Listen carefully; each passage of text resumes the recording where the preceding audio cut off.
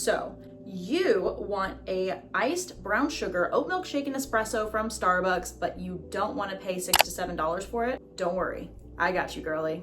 Hi, my name is Astrid Green, and you're watching the Trilogy channel.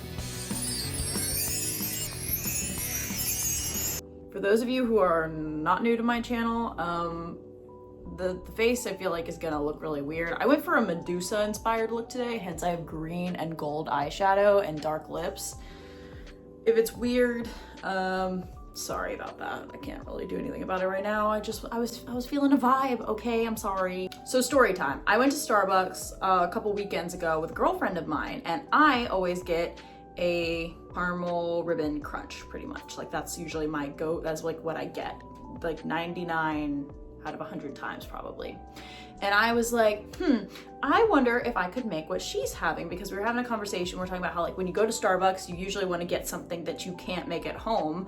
Otherwise it's like, why are you paying $6 to $7 for a coffee other than the experience, of course. She said she gets something with espresso in it. She thought about getting an espresso machine, but it takes a bunch of space on the counter, they're expensive and all that stuff. And then I was like, I wonder if there's another way to make espresso. And then I found out about instant espresso, and then there's also the concentrates, but there is another way. Enter the chat. This is a Moka Pot, I believe originating from Italy. I can check that in post if I'm wrong. I was looking up how to make espresso otherwise, and this little puppy came up. I got this at an Amazon return store a long time ago, and I was like, I've never actually used it before. So then I called up another friend who does in fact use this.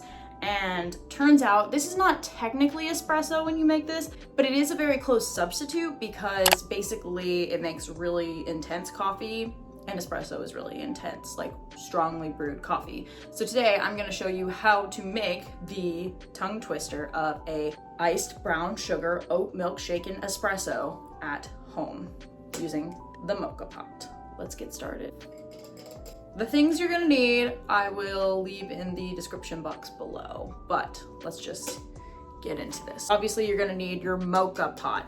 I am going to make modifications as I need them because of how I like to make it, but this is the official, like how Starbucks makes it according to their website. According to the Starbucks website, this is how they make this recipe, and I have made it before successfully, so for real, you should give this a try. If you are a returning viewer, you know that I cannot process caffeine properly. I can handle like a caramel ribbon crunch because it's less caffeine, I guess, because it's more sugar, but I have to have decaf on the regular, otherwise I will be bouncing off of the wall. So I'm gonna use decaf, grounds, but you can use any kinds of ground coffee that you prefer. This comes in 3 different parts. There's the top part here that has this lid, and we're going to unscrew this. Whoop. Okay, that's the top part. It's got like a filter here. We've got another filter in here. And then we have this bit right here, okay?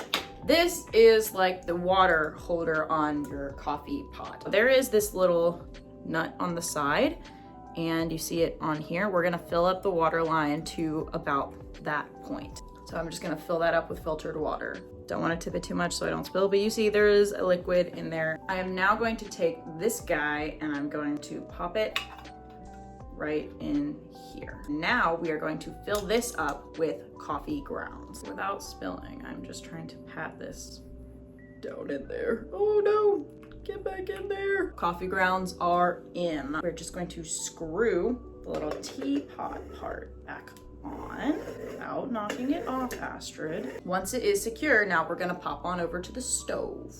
Now I'm just going to place this over here on the center, and I'm going to set this to medium to low heat. I'm gonna go with like a 4-ish. So I did not preheat this water, like it's just from my countertop Brita filter, but a tip that I saw is something about Starbucks suggests that you actually do go ahead and use preheated water, something about consistency with the brew. So if you want to do that, you can. But now we're just going to wait until we hear a light bubbly noise. And this is the part of the learning curve. I'm honestly still figuring it out a little bit. You just gotta keep a pretty close eye on it to make sure that you are not going to overboil your Moka Pot, because you don't want burnt coffee. I will check back with you guys in a few minutes when it starts to actually boil from the bottom and push the brew up into that top chamber here. Don't mind the stove behind me because I'm just doing another batch of mocha, but I'm just gonna go ahead and show you guys now how to finish out your shaken espresso. This is your concentrated liquid. It is going to be very dark, as you can see. We're only going to use 1/4 of this. So I've got a 1/4 cup measuring doodad, and I'm just going to put that in my Starbucks cup.